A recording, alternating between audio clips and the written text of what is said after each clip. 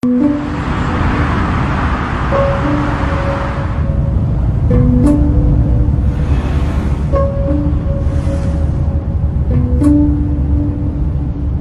was my patch as a wee boy. The Shankill. I won't be the only person from around here who resents the name of the Shankill being welded to the worst gang of serial killers in British history. A gang that gruesomely lived up to their name. The Shankhill Butchers. It shamed the Shankill community. It shamed it. He was practically decapitated. Saw the body lying several yards up on the waste ground. Walked towards it and knew it was another one. Had these victims been Protestants, this would never have been allowed to go on for as long as it did. In my opinion, they shouldn't have been called the Shankhill Butchers. They were murdering thugs. That fact runs through thousands of pages of evidence. 40 years on, we've been given unique access to that evidence. And the man who caught the Shankhill Butchers speaks publicly for the first time. We didn't go after loyalist paramilitaries or Republican paramilitaries. We went after killers. There's one question that cries out from the evidence, as it does from the victims' families who've never spoken out before. How did the Shankhill Butchers get away with it for so long?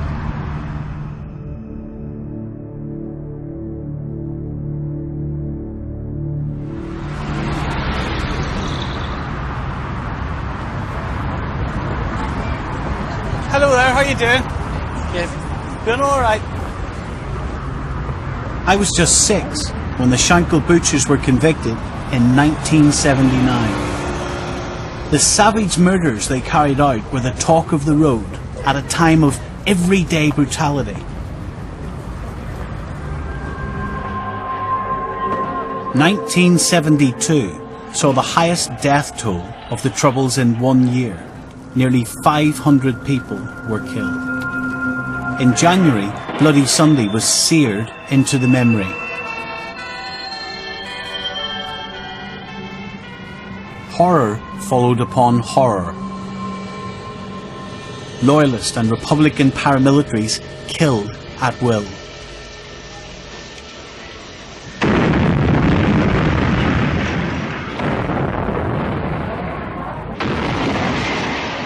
In July, 20 IRA bombs exploded in central Belfast in what became known as Bloody Friday. 9 were killed, 130 injured. Events like Bloody Friday, I think, was a big watershed. After that, the Troubles began to get more and more and more vicious. A lot of men joined the organisations thinking this was the only way they could defend their own community. And I had friends who joined at that stage with that sole intention that if the IRA was going to blow up the bus stations and all, we better get ready for a war. The paramilitary underworld became a breeding ground for violence. Power struggles between the UDA and the UVF were rampant. I think from then on there was a fear come into the Protestant community that perhaps we had unleashed something that we would find very, very difficult to curtail.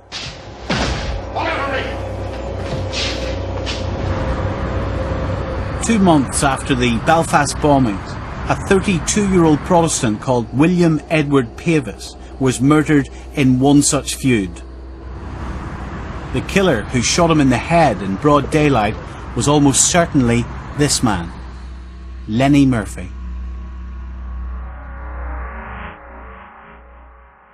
How Murphy got away with it tells us a lot about the man who went on to mastermind the killings of the Shankill Butchers. Murphy was charged alongside his getaway driver, Mervyn Connor. He named Murphy as the killer. Amazingly, they were put on the same wing in Crumlin Road Jail. But just 2 months before the trial, Murphy's major accuser was dead, killed by cyanide. Beside him, an apparent suicide note. Now, this is a copy of the note, and it's never been made public before. To whom it may concern, during my time in prison, I've done nothing but think what I've done to the fellow called and the names redacted. We know Mervyn Connor is writing about Murphy. Here, on the day he was poisoned, he says naming Murphy as the killer was a lie he couldn't live with. The police conclusion? Murphy made sure he didn't have to. It was common knowledge that Murphy had been responsible for Connor's death. Common knowledge? A very, very extremely cunning man. Could adjust to any circumstances in which he found himself. Murphy probably threatened to kill him if he didn't do it. He was totally ruthless and sadistic. And if he had been involved in the murders that he was suspected of Pavis and Connors, and then he would be capable of almost anything. In June 1973, Murphy was acquitted of the Pavis murder. For the next 2 years, Murphy built on his reputation for utter ruthlessness. He was just 23, but already he was thought to have murdered as many as 10 people. And he also set up his own unit. Its unofficial headquarters was here, Longbrook Avenue, right in the heart of the Shankill. Murphy recruited 3 henchmen, and they all had one thing in common: a deep-seated hatred of Catholics.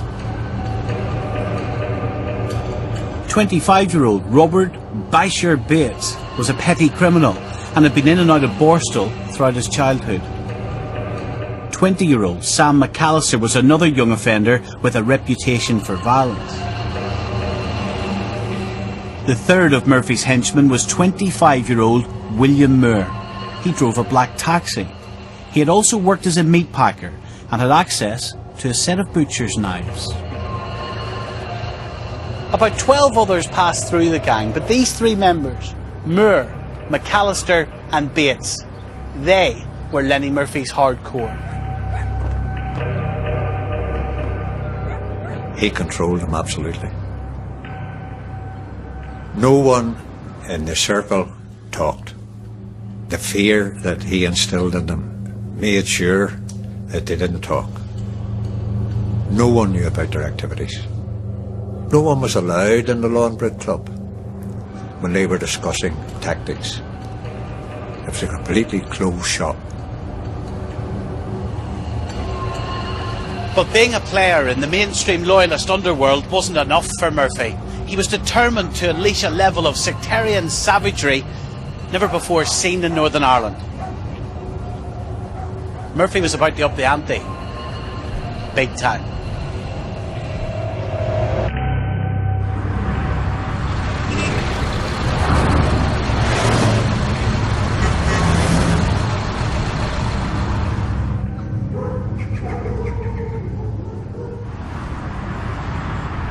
On the 25th of November 1975, the body of Frank Crossan, a North Belfast Catholic, was discovered by a Shankill resident.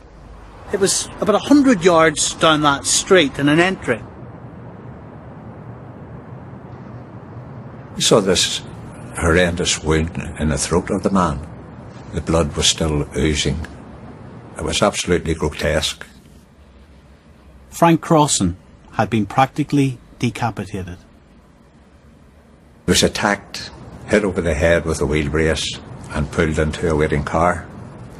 He was driven to an alleyway on the Shankill Road and his throat was cut. It was different. It was so savage, so barbaric. We would come across people being stabbed, attacks with knives. This man obviously had been overpowered and his throat deliberately slit open. Evil is the only way you could describe it. Just evil. Frank Crossan's body was dumped almost within sight of Tennant Street Police Station, where Jimmy Nesbitt was head of CID. This is a report on Francis Joseph Crossan, which was done by me in November 1975. He had cutthroat wounds, a number of cutthroat wounds, some of them quite superficial, but some quite deep, going back to the spine.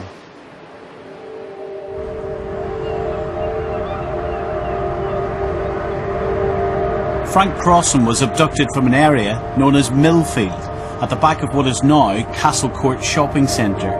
A series of side streets and alleyways, Millfield gives a shortcut in and out of the city centre. We went through every possible line of inquiry.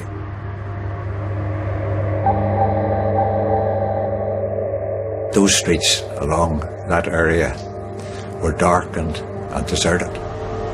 Nobody saw anything. There was no one about. There was no one about, and that's why he was abducted.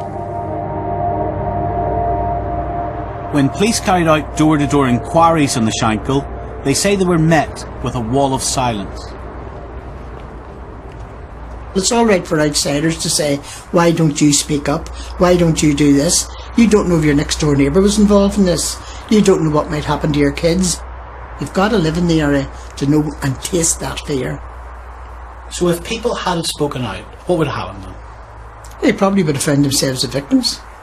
And it was very, very few people would have put their head above the parapet in those days, because you're likely to have it cut off.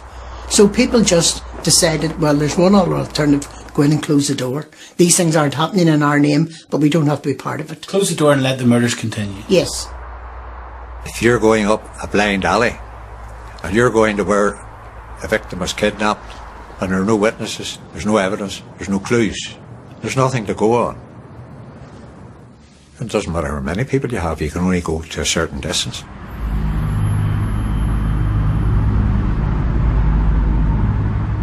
Less than 2 months after Frank Crossan's murder, Ted McQuaid and his wife were walking home from a party in the north of the city. When they reached the bottom of the Cliftonville Road, the door of a vehicle swung open. A man jumped out and shot Ted McQuaid in the head. His wife could only watch as the murderers sped off into the night. But critically, she was able to tell the police the killers escaped in a black taxi. The police couldn't trace the taxi, and Ted McQuaid's murder was treated as just another sectarian killing. But there were similarities with Frank Crossan's murder. Two Catholics on their way home after a night out. Both within the same 1 mile radius of Millfield. And now a black taxi ferrying the gang. A pattern was emerging. North Belfast was a patchwork of Catholic and Protestant ghettos, some just 1 or 2 streets, creating dozens of interfaces and flashpoints. During the Troubles, more murders were investigated here than anywhere else in Northern Ireland. The patch covered right from North Street, right up the Shankill Road, up the Ballygomartin Road, up the Crumlin Road, right up to Lake O'Neill. It was an area of approximately 15 square miles, about 150,000 people.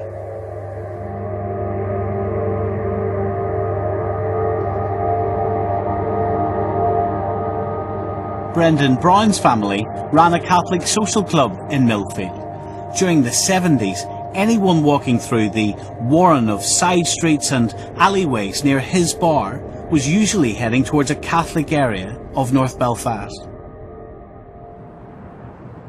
Protestants just wouldn't have walked around this district. So if you were wanting to kill a Catholic, it was very easy to identify one? Yeah, just anybody walking around here was a take. I was seen as a take, that's just the way it was. Thomas Quinn was the next Catholic to be abducted from Millfield. He'd been drinking in Brendan Brown's club the night he died. So on that night, what were your last memories of Thomas Quinn? Just if Tommy lived in the club to go up home and shouting good night, tell him just the usual. We actually shouted good night, catch, see you tomorrow, and that was it.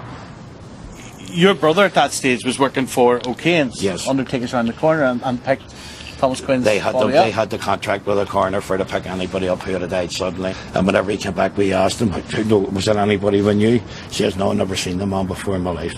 How did he not recognise him? Well, the man was mangled. The 55-year-old road sweeper was found at this spot. Much the worse for drink one evening, he was grabbed by the gang, bundled into a car and driven here to his death. I remember the body lying again, this pitiful looking man with his throat cut. Cut in the same way? Yes. In the Thomas Quinn murder, along the route, there had been a noise heard of a heavy sounding engine, like a black taxi. So then they began looking at who had black taxis and that sort of thing, you know, a wide scale inquiry. But there were, I think, 700 or 800 black taxis operating in the area at that time. During the investigation, the police say William Muir's taxi was forensically tested at least once, but they found nothing. Do you think at that stage you're looking for one man? No, because obviously both men had been overpowered and taken to their place of execution, and one man couldn't have done that. And you're trying to find out in your own head, okay, who within my patch hates Catholics that much? A lot of people, unfortunately, at that stage. An awful lot of names who could kill someone in such a brutal way. Well, there were hundreds of paramilitaries who resided in the area. Was Murphy or anyone like him remotely on the radar? He would have been on the radar, yeah. Why? Simply because, you know, he was sort of a cunning boy. We knew he was in the UVF, but he very, very much kept a low profile.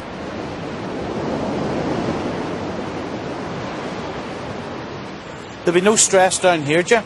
No, very quiet life most of the time. Investigative journalist Jim Campbell says he spoke to loyalist leaders on the Shankill who said they knew precisely who was running the gang. Well, I had started writing about the Butcher gang back in I'd imagine it was the early 70s, even before a lot of people realised that there were serial killers on the loose. I was picking up reports about this man who they called a bloody psychopath. They, like many members of the local community, were frightened of him. Not perhaps of what he would do himself, but what he was capable of ordering others to do. This was Murphy? Murphy, Lenny Murphy. We couldn't publish Murphy's name at the time because we had no proof, just as the police at that time had no proof. But it was been named within journalistic circles, within loyalism. And within the police. And within the police? Oh yeah, the police would have known that Lenny Murphy was the leader of the gang. That's not what they're telling me, Jim. Well, it's amazing because most people in the Shankill Road knew Lenny Murphy, knew what he was up to, and lived in total fear of him.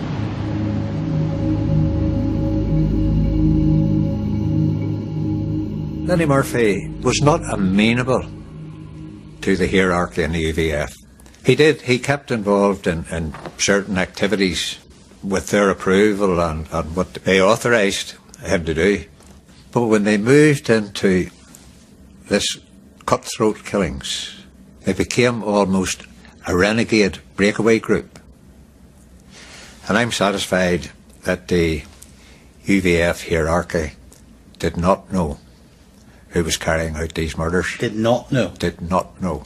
And certainly would not have given their approval. That's a big statement to make. Yeah. For a man that bases everything on evidence. Yeah. It's inconceivable, with respect, Jimmy. It's inconceivable that in such a tight-knit community, where everybody knows where everybody's moving, the police didn't know, and now the UVF doesn't know either. Yeah. Inconceivable. A very tightly knit circle No one in the circle talked. They were too frightened to talk. I would imagine there'd have been at least 30-40% of the community would have known who the butchers were, but they weren't going to name them. These people got such a grip in the community, and there was such fear, you didn't cross them. I very often ask myself, did the leaders of the UDA and the UVF know what was going on? Was this being done in their name? Were they allowing this to happen? Because at that time I was of the impression nothing would happen in the area that they didn't sanction, in the same way you'd say about the provisional IRA. You just have your own thoughts about it. Just over a fortnight after Thomas Quinn was murdered, a fourth butchered victim. Francis Rice was picked up in Millfield. His throat was cut. His body was dumped in an entry off the Shankill Road. Did you have any people that you were watching more closely? No, we were no further forward. So the butchers were winning? They were winning.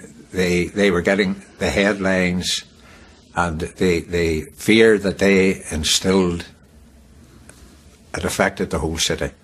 It has got to be stopped, one way or another. If this goes on, and if the government allows this to go on, basic humanity is going to break down. Our whole civilization is at stake here. Mr. Passmore, you used fairly extreme language in describing these killers. You've described them as Jack the Ripper types. Well, Jack the Ripper is a gruesome character, I suppose, in history. And to me, this is gruesome. This is inhuman, bestial. It's... The fact that the people were getting picked up randomly, and usually, as far as I know, they were all innocent people. So it wasn't as if, well, I'm not involved in that, so I'm safe. You didn't have to be anybody. You could be anybody going about your business. You know, that was what was so fearsome about it. The killers were dubbed the Shankhill Butchers. It shamed the Shankill community. It shamed it. What's wrong with that label? Well, I mean, in my opinion, it shouldn't have been called the Shankhill Butchers. They were murdering thugs. Shankill was put on them deliberately to raise the profile that this is happening in the Protestant community. But that's the media's fault. It was now 3 months since their first victim, and with no sign of the Shankhill Butchers being caught, reports of their sadism spread like wildfire. And there have been some very well-known teams of serial killers that have operated in the UK in particular. For example, Ian Brady and Myra Hindley, Fred and Rosemary West. What are your thoughts on the type of people that they were, the type of person Lenny Murphy was? It seems that there is a very specific hatred he had for Catholics, and he was going to do anything he could to stop Catholics encroaching on his territory, community, whatever. So it is an aberrant behaviour. The difficulty is trying to explain it, that psychopathy or the psychopath is one explanation for it. There may well be others as well. Like what? Well, it may be that they could almost form themselves into an army, and so they think they're defending territory, just as not a legitimate army as, say, the British Army or other armies around the world, but they have that type of mentality, that they're defending a particular area. There was so much press about the Shankill Butchers. Do you think that empowered this gang? Drove them to kill even more? The power aspect that individuals would have got from this would have been very high, given the reporting levels that appeared to be at the time, and also the amount of terror which appears to have been placed into the community by their action, again, would have given them the feelings of power.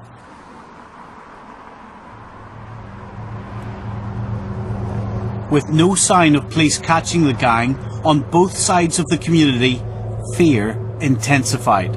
People in North Belfast now dreaded having to go out. We never went anywhere. After it got dark, you never ever went anywhere on your own. It really was the most fearful time I've ever had in my life. When people did venture out, their greatest fear was of being approached by a black taxi. There was one night we came out, my brother got into the car and I went to lock a club up, and my brother shouted to me, "Quick, Brent, get into the effing car." And I jumped into the car, and as we were driving down the street, down at the far end down here, they had a young lad against the wall. The black taxi was sitting, you could just see the half of the taxi, the front half of it was up, past the houses in Stephen Street. And my brothers told us later, one of them was shouting, take him up a Shankhill and get the knives, and the other one was shouting, shoot the fiend bastard. Whenever he heard the door banging and the car lights turning, he says he realised then that he wasn't his own, and that's when he made his break to run. Ask anybody from this district and they'll tell you they could have picked the Butchers up at any stage. How come? They knew who they were. And they could have picked them up at any stage. People around here is of the opinion the Butchers were allowed a free hand. And nobody can convince them of any different. Although taxis were heard, there were no number plates noticed. You know, the registration numbers weren't taken. It was just a black taxi. But you mean they're a taxi full of knives and hatchets? Oh. If I listened to some people from the Catholic community, you weren't trying to find these butchers. You and your men were turning a blind eye to these killers. No, that's absolute nonsense. These people were killers. They were killing innocent, purely innocent victims, people who were involved in nothing. Brutality, savagery, horrific killings, and we wanted to catch them. And we put every effort that we could into catching them. But it didn't stop Catholics being killed. My understanding of it was that had these victims been Protestants, this would never have been allowed to go on for as long as it did. Basically, it said, you're like dogs on the street. You know, you're second-class citizens. You don't matter anyway. This is our country. And if we want to take somebody out and we want to cut them to pieces, well, sure, that's fine. We'll do that. We have done it. Look at us, we're getting away with it. Some people speculated that it might have suited the security forces to build up this tension within the two communities, because it certainly did build up terrible tension. Are you telling me that innocent Catholics were literally having their throats slit and the British establishment knew who was doing it? Yes, I firmly believe that. The RUC Special Branch, MI5 and military intelligence had infiltrated the IRA to the highest level. Do you mean to tell me that they weren't able to infiltrate the Shankhill Butchers? We tried everything possible to solve all murders, no matter by whom they were carried out. We didn't go after loyalist paramilitaries or Republican paramilitaries. We went after killers. Jimmy Nesbitt insists no informants were able to penetrate the gang. He's equally adamant Murphy himself was not in any way controlled by police, army or intelligence forces. That's utterly impossible. Well, impossible? You might not have known. I would have known. Murphy certainly was in no way being controlled by anyone. You would not have known. By the very nature of how they work, they wouldn't have told you. No, they wouldn't have told me. So how can you tell me it didn't happen? But I know from all the investigations over a period of months, and all the rest of it, you can read people, you get to know people and that. And Murphy was not an informant type. He was out to commit murder. And he wasn't going to collaborate with the forces of law and order. Luckily for the police, Lenny Murphy was about to make his first mistake.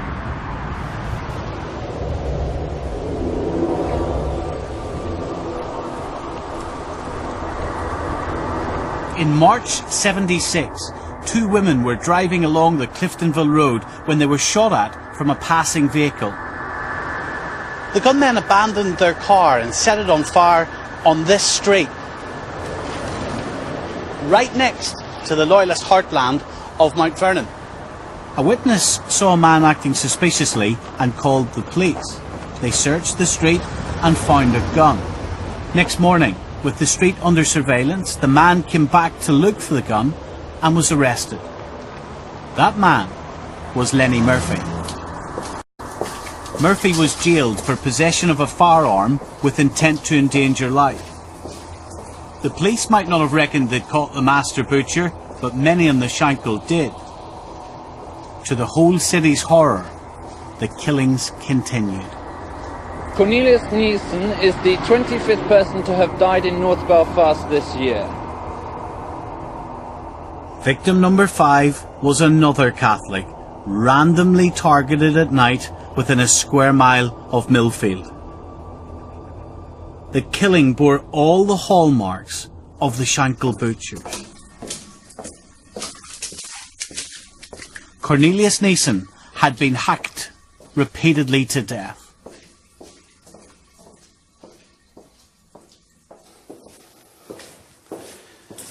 Murphy remained in jail for 6 years. He might not have been physically out there on the streets, but he still called the shots. You see, he was determined that the killings would continue, so he directed them from his prison cell. And the man he called on to carry on the killing was William Moore. For the Shankill Butchers, it was business as usual.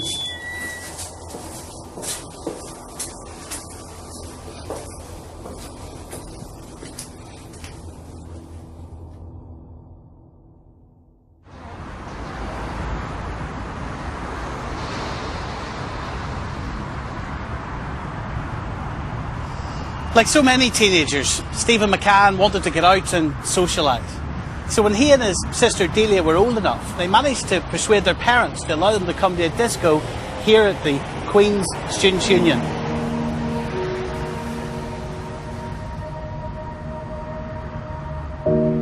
I can remember taking the bus and going with friends to it, and it was just very exciting to be there because it felt like you were joined into the proper nightlife now, you know, out in the city type of thing. He'd got all new clothes that day too, He'd got all new clothes, and I think and he was all looking forward to, yeah. He had, and he was just bouncing. He was just looking forward probably to go out for a good night out, you know. He was always in the middle of everything. Just was very, very, very popular guy, you know. And Delia, you were the last to see him? The last of the family, yeah. I can just remember talking to him in the Students' Union before he left. I had on a new duffel coat that he'd bought that week and a new shirt. And I think I admired him, and off he went to the party, and that was the last time I saw him.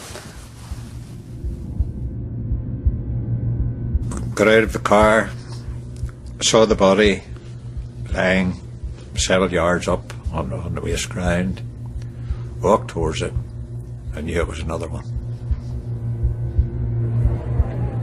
Stephen McCann was a schoolboy, murdered on his way home from a disco. His death had a profound effect on the youngsters around him. He died from the bullet wound of the head.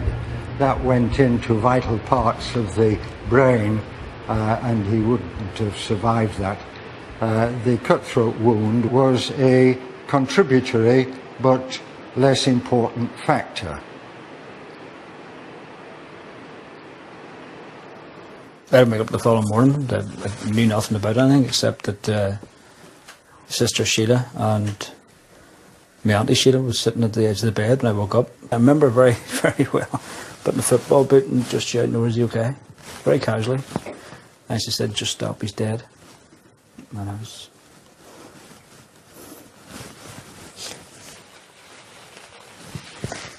I suppose the lights went out then, you know. No, I suppose it's just such a shocking thing to have happened. In some ways, I think I've never been able to bear to think about it.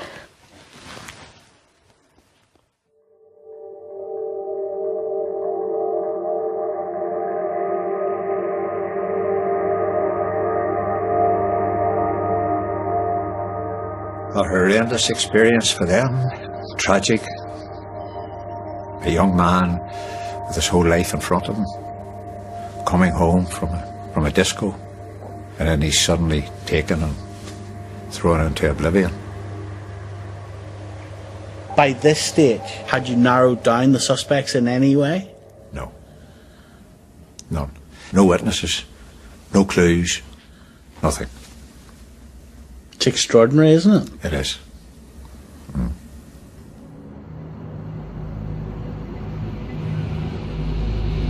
I was genuinely as shocked as anyone else when I suddenly read the accounts and I thought, hang on a second, here are some people I know. This is not what they're doing. Psychologist Geoffrey Beattie was brought up in Ligoneel, a Protestant enclave in North Belfast. As a youngster, he was in a gang with Jim the Bomber Watt, who went on to become a peripheral member of the Shankill Butchers gang. He wasn't that vicious. I mean, there are people of that time who I would have described as much, much more vicious, much harder. Jim Watt, I couldn't have foreseen it. If you'd given me a list of names and said to me, one of these is going to become a Shankill Butcher, I wouldn't have got it right. I definitely wouldn't have got it right. Well, you've been there in a gang, and then, of course, as a psychologist, you must have an understanding then of the weaker members of a gang, and that leader having a massive impact. Well, some of the weaker members of the gang are kind of bound into the gang, I think partly through fear of the leader. And what kind of fear is it? Well, partly fear of rejection, because you're much more vulnerable when you're on your own. Now, you might be very uncomfortable with what you're doing at times, but the trauma of being rejected by the group might just outdo it. So you stay part of it, and you do whatever he asks. For 3 months, there was a lull. But then the cutthroat murders started up again. I remember one of the girls, when I came in, said to me, you know, God, did you hear about they found another body? And I was like, oh my God, you're not serious? That's somebody's husband or somebody's son. And the day went on, and it was on the news reports and the whole bit. And I didn't connect at all with it. Like so many victims before him, Joseph Morrissey was abducted in the usual place, the Millfield area. He'd been into the city centre for a few drinks, and he was on his way home to North Belfast. His body was discovered in the Glencurn estate, 3 miles from Millfield. He'd been dumped on the ground, right beside this curb. After I'd been told it was my father, I looked over into the corner, and my mother was sitting, holding herself, rocking back and forward on the chair, just crying, you know, oh Jesus, not my Joe, not my Joe. Her Joe was gone, you know. And I kind of knew just from looking at her that, you know, it probably would have been kinder, you know, if God had taken her then. Didn't speak, wouldn't wash herself, wouldn't eat. She was pathetically thin, crying all the time. This wonderful, vibrant woman that we'd known, all gone. Everything gone. Almost like somebody had ripped inside her body and taken out anything that it was of any value. His eyes weren't closed properly, and that's how I knew who he was. He had the most amazing blue eyes. Pieces of his body had been removed. His nose hadn't been stitched back on properly. He was practically decapitated. And I was very conscious when I bent down to kiss him that his head was very... They had a steel brace coming up from the top of his spine and something around his neck to support his head. And of course he was covered up to the chin because of the horrific injuries to his neck.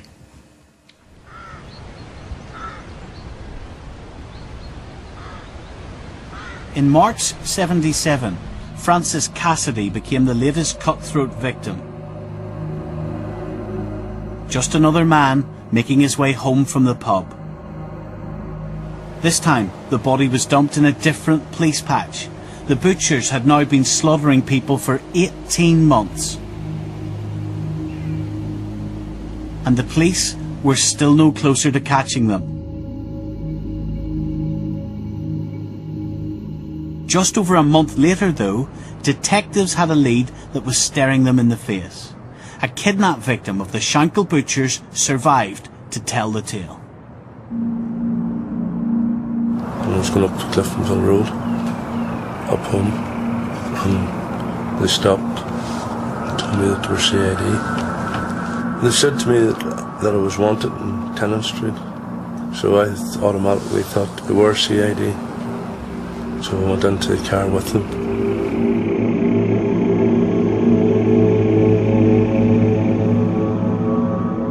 On the 10th of May, Gerard McClaverty was on his way home around 11:30 from a friend's house. He was abducted and taken to a building on the Shankill Road. It had been a doctor's surgery, but was now derelict. This white building is where Gerard was taken to.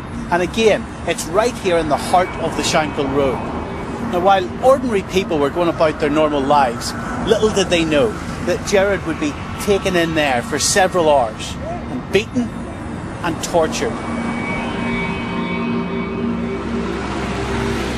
Meat cleavers and pokers.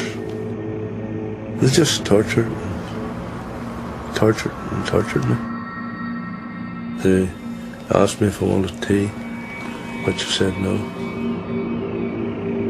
They cut the wrists.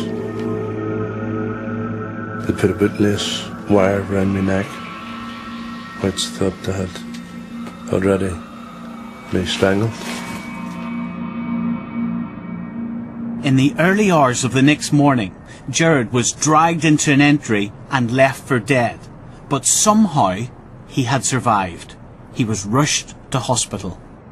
We were informed that it was an assault, but when the detective spoke to him and he showed them the knife wounds, then they immediately became very aware that this was something important.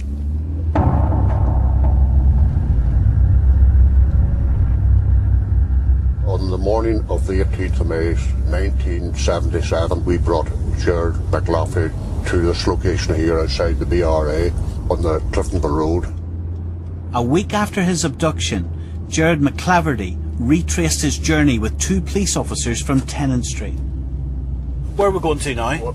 Going down the Woodville Road onto the Shankill Road.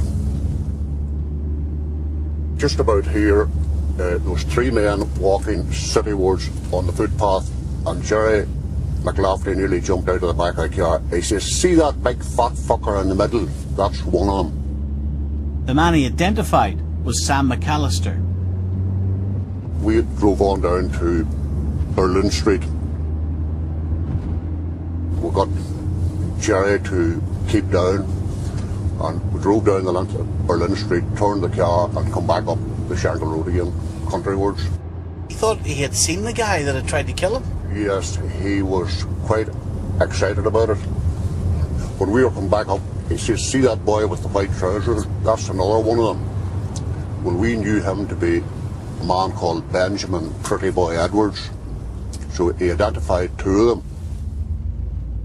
When we were bringing Gerry back to Tennant Street police station, he said to us, "You see that big fat fucker?" When he was interrogating me, he rolled up a short sleeve and he says, "Look at that, you Fenian bastard, war wound." We knew then that if McAllister had a hole in his arm, that it was a very good identification. The police arrested McAllister at dawn the next morning, and when they checked his arms, sure enough, they found the scars of two wounds. Now, when the police lifted the floorboards of McAllister's house, they found a 6-inch steak knife and two 10-inch boning knives. Nothing was found on them. They'd all been meticulously cleaned. Gerard McClaverty was also able to give a description which would have fitted Billy Moore. And we knew that he had previously owned a black taxi and that he also now owned a yellow Cortina. And Gerard described having been taken away in a yellow Cortina. And fibres found inside the car turned out to be from the clothing of Gerard McClaverty. You know, so it was a case we could prove. William Moore confessed to the kidnap of Gerard McClaverty. But there were still no forensic links to the Shankill Butchers' other victims. Unless somebody talked. We had then a man admitting kidnapping Gerard McLafferty. So to tie him in to the other cutthroat killings, that was another matter. 2 days later, it's 10 a.m. in the morning, and Moore was questioned about the cutthroat murders. He said, "I had nothing to do with them." Now, at lunchtime, he was being led back to his cell when he stopped and he said, "Wait, I want to see you. I can help you. I know about the throat cuttings," he said. And then he went on, "I don't know what to do. I'm scared." Moore was sent back to his cell for the afternoon to think over what he had said. We looked in on him from time to time, and it was obvious that he was under pressure. He was beginning to wilt. So now it's a waiting game. Not so much wondering about it as expecting it.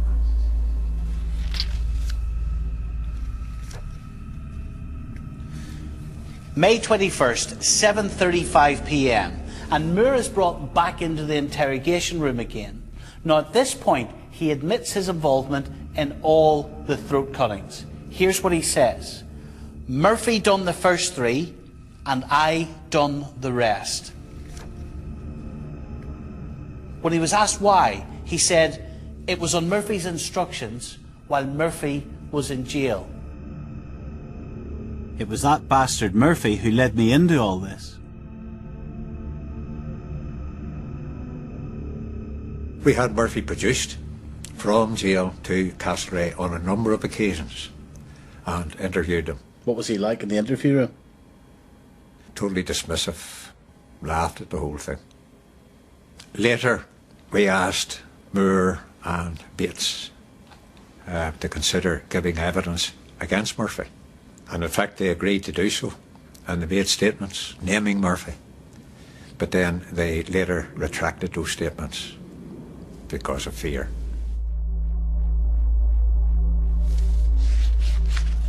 Moore, Bates and McAllister were quick to excuse their part in the murders. They said, "We decided to go and get chips. We couldn't find a chippy open. Somebody suggested we go and get a take.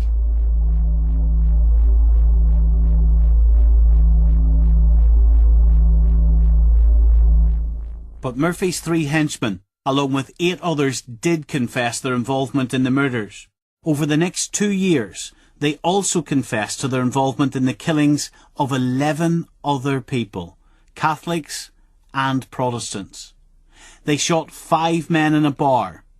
They murdered 2 Protestant lorrymen they thought were Catholics. They killed 3 men during loyalist feuding. And they murdered a 10-year-old boy when they bombed an Easter parade.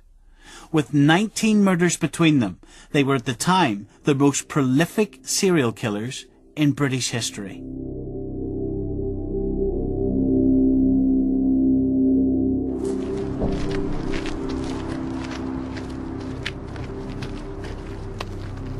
After you, sir.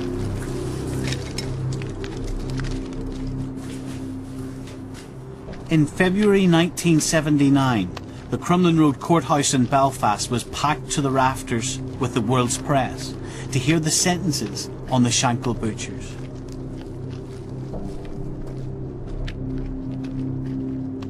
Bring me back. What was happening around here? Well, you had the relatives of all the accused, the 11 accused.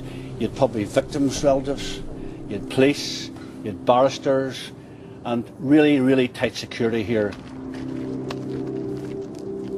And remember, there were 11 of them, and they all couldn't fit into the dock, obviously. So some of them had to sit outside here, and on the far side. This is where they were, Stephen. You know, here they come up here, right? Well, all these guys were handcuffed when they were brought up on the dock, one by one, handcuffs taken off, taking their seats. The place was crackling with tension.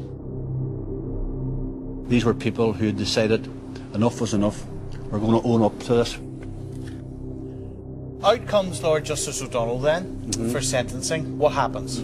They all got to their feet, and there's a clerk who read out all the charges. It must have went on for over half an hour. How do you plead guilty? How do you plead guilty? The judge said the murders would stand as a monument to blind, sectarian bigotry. He sentenced the gang to a total of nearly 2,000 years in prison. But in the naming of names, one was missing. Lenny Murphy. That was the one name on everybody's lips. That was the one name, the Master Butcher, that we couldn't name. I mean, the judge knew who we were talking about. The barrister certainly knew who we were talking about. The boys in the dock knew who we were talking about. Shankill Butchers was a really bad time for the Shankill. These things were being done in the Protestant name. I can tell you, Protestant people didn't want it, but they didn't have the courage to stand up and say, this is not being done in our name. It was probably unfair to the people of the Shankill to call them the Shankhill Butchers. You know, it sort of put a slur on the whole road, didn't it, in a way? We don't blame all the people on the Shankill for what a few people did.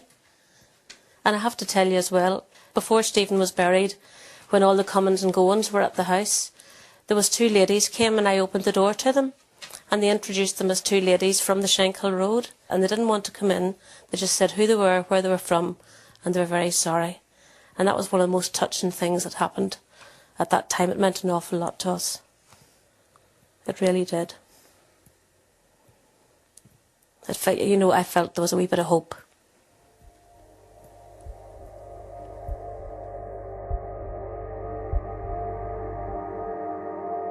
Three years after the trial, Murphy was released from jail. But his own sentence, a death sentence, was only 3 months away. In that time, he had become suspected of more murders. But in November 1982, murder caught up with Lenny Murphy. He was shot in Glencairn, the same estate where many of the butcher's victims were dumped. It was people from within Murphy's own constituency. People who were very well known in the loyalist paramilitary underworld. They were the people who pointed the finger at Lenny Murphy. They were the people who gave the IRA gunman directions to his door. They told him where he would be at a certain time of the day, and that's how the IRA shot him.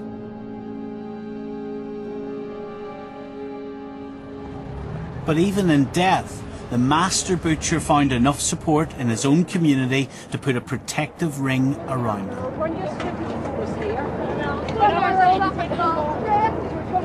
They're not getting any photos.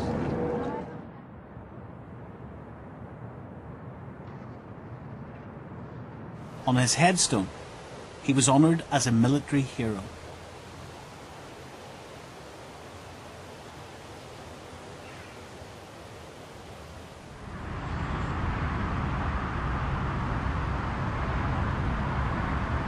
To this day, there are still some who would glorify the Shankill Butchers.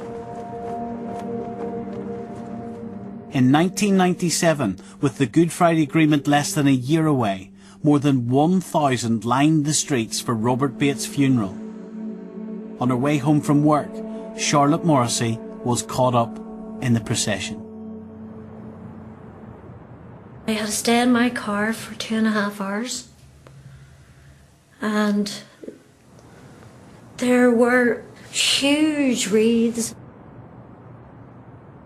For me, it was like they were honouring some sort of a hero. You know, and is that what people really thought about the Shankhill Butchers? Were they heroes?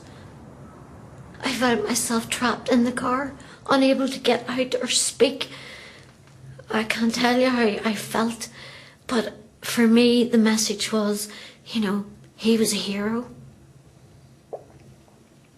The man who cut my father to pieces and tortured him for 3 hours was a hero.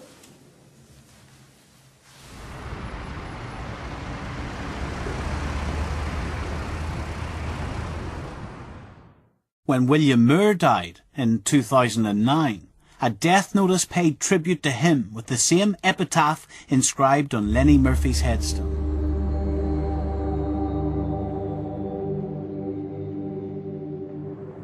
My father was a soldier. My father fought in 2 world wars. They were real heroes. Lenny Murphy wasn't a hero.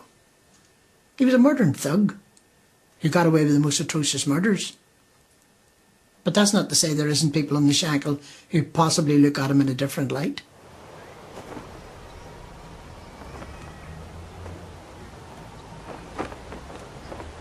You know, as we look back now, and you take a slight comfort from the fact that the Shankhill Butchers and the killings were so long ago, but how much of the sectarianism that allowed that to happen is still embedded? Oh, sectarianism is still very much part of the community, both communities. It's the cancer that we haven't dealt with. So when I ask you if you think that if something like the Shankhill Butchers could ever happen again, unless we actually really tackle sectarianism, the answer's got to be yes. Yes.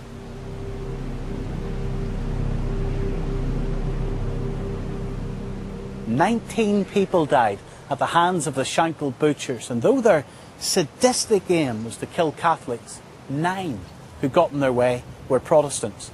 Some people say they were worse than the other notorious serial killer who was on the loose at the time." The Yorkshire Ripper said he heard voices urging him to kill. The Shankill Butchers just heard the sound of their own hatred.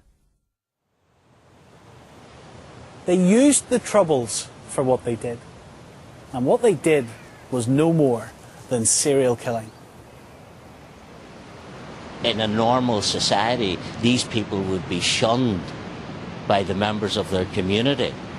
On this occasion, Lenny Murphy was let loose on society, and society paid a terrible price for it. The family was never the same again.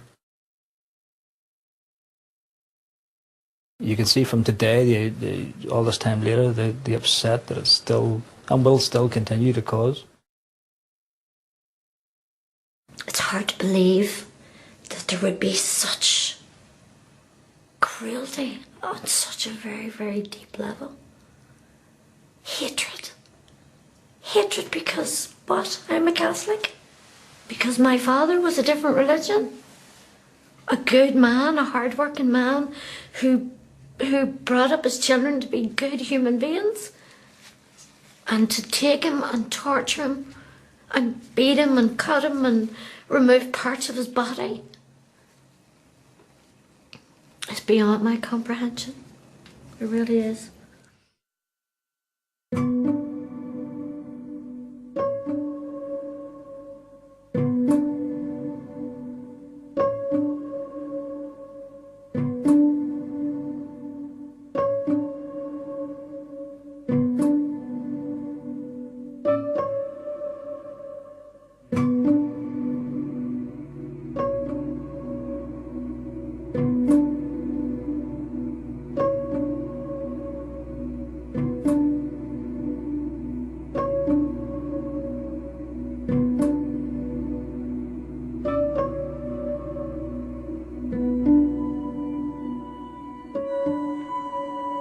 And tomorrow morning on The Nolan Show, Stephen will be speaking to the victims' families. That's on BBC Radio Ulster from 9 o'clock.